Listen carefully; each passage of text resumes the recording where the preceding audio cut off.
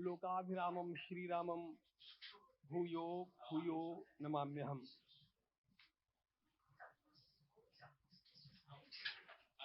आज अंतःकरण अत्यंत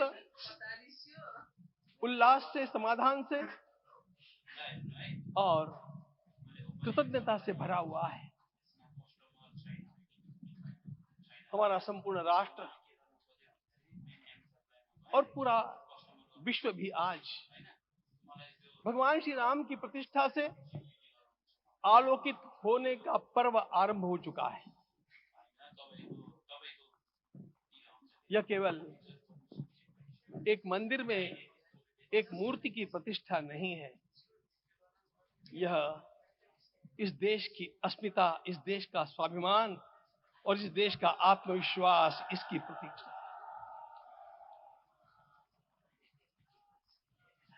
500 वर्षों की प्रतीक्षा के पश्चात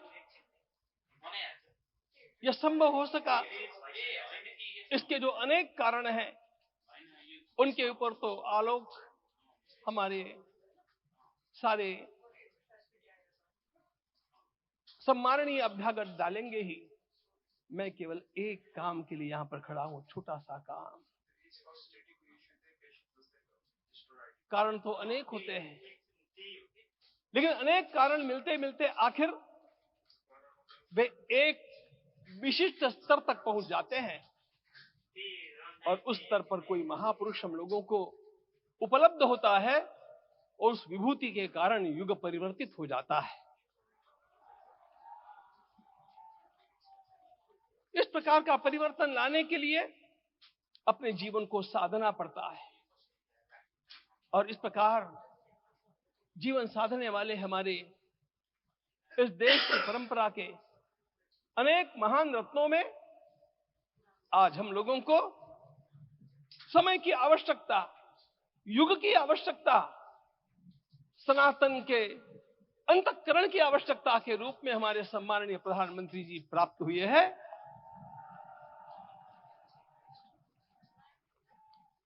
यह केवल इस देश का नहीं, यह संपूर्ण विश्व का सौभाग्य है कि आज एक ऐसा राजर्षि हम लोगों को प्राप्त हुआ।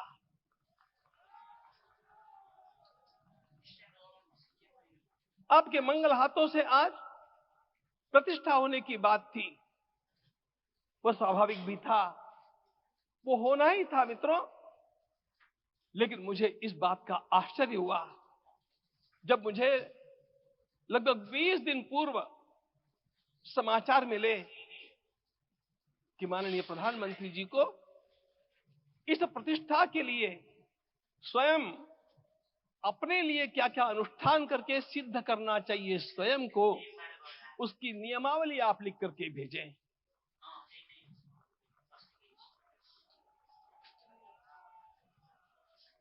जिस प्रकार का हमारे देश का राजनीतिक माहौल है, कोई भी आकर के किसी भी समय कुछ भी कर्म करके चला जाता है, वो उद्घाटन हो, चाहे पौधारोपण हो, चाहे कुछ भी हो, लेकिन उसके लिए मैं अपने को सिद्ध करूं, इस प्रकार की भावना कहां होती है? यदि किसी ने पूछा तो मैं कहूंगा कि यहां होती है। भगवान श्री राम की प्रतिष्ठा करनी है। भारतीय जीवनादर्शों के सर्वोच्च आदर्श भगवान श्री राम है और इन समस्त जीवनादर्शों की प्रतिष्ठा करने के समान ही यहां की प्रतिष्ठा रही है। इसलिए एक महान विभूति को ऐसे लगा कि मैं अपने को भी साधूं। मैं कर्मणा मनसा वाचा, कर्म से, मन से और वाणी से अपने को उसके लिए शुद्ध बनाऊं, सिद्ध बनाऊं, और उसका मार्ग तप ही है। भगवद गीता ने कहा, यज्ञ दान तप कर्म न त्याज्यम कार्यमेव तत्। तप से ही विशेष परिशुद्धि होती है। आज मुझे आपको बतलाने समय अंतःकरण गदगद होने की अनुभूति हो रही है। मैंने तो कहा था, हम लोगों ने महापुरुषों से परामर्श करके लिखा था, आपको केवल 3 दिन का उपवास करना है।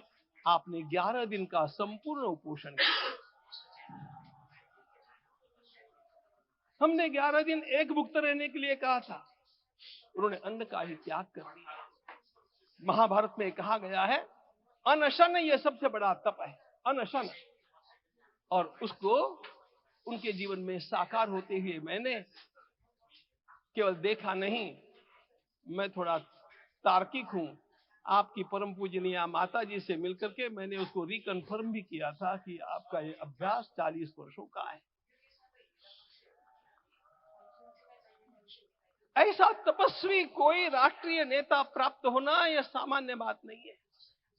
वे इन दिनों में हमने कहा था कि आपको विदेश प्रवास नहीं करना चाहिए, क्योंकि सांसर्गिक दोष भी आते हैं।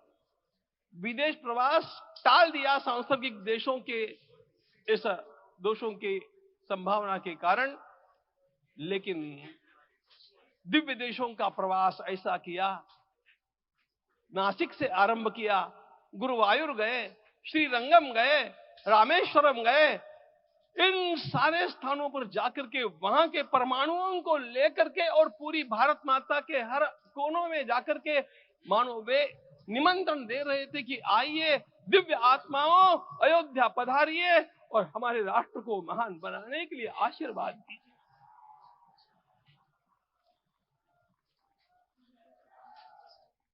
हमने केवल कहा था 3 दिनों तक आपको भूमि शयन करना चाहिए। 11 दिनों से आप भूमि शयन कर रहे हैं। इस कड़कड़ाती ठंड में इस प्रकार का शयन करना, मित्रों, ब्रह्मा जी ने सृष्टि को निर्माण किया। उस समय उन्होंने एक शब्द को सुना था।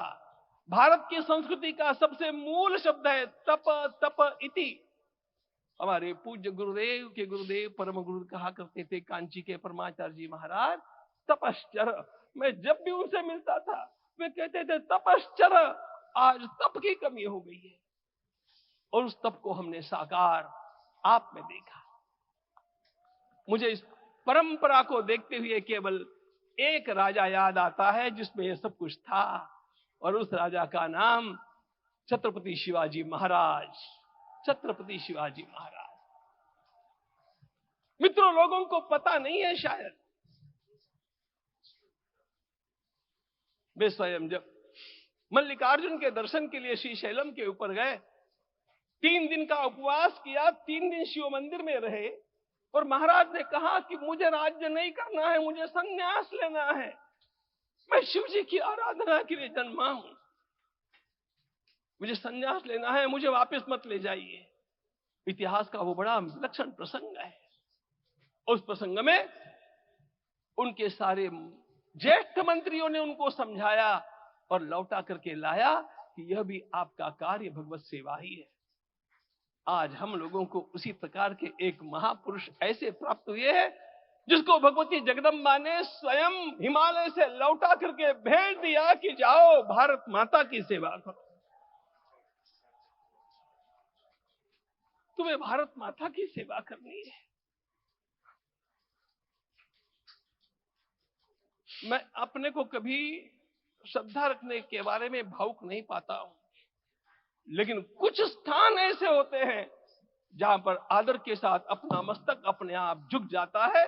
ऐसा एक स्थान हम लोगों को उच्च पदस्थ राजर्षि ने जब दिखाया तो मुझे छत्रपति शिवाजी महाराज के गुरु समर्थ रामदास स्वामी महाराज की याद आ गई।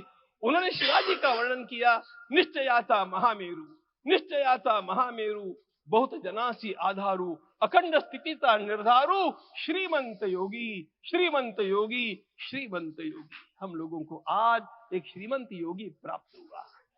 आज मैं यहां पर केवल इसलिए खड़ा हूं कि इतने तपस्या के पश्चात इन सारे महात्माओं की अनुमति लेकर के और उनके आशीर्वाद लेकर के उनका यह तप पूर्ण करने के लिए, उसकी सांगता के लिए उनको चरणामृत दिया जा रहा है। आप सबकी सहमति हो तो आप सब लोग ओंकार का घोष करके मुझे सहमति दें।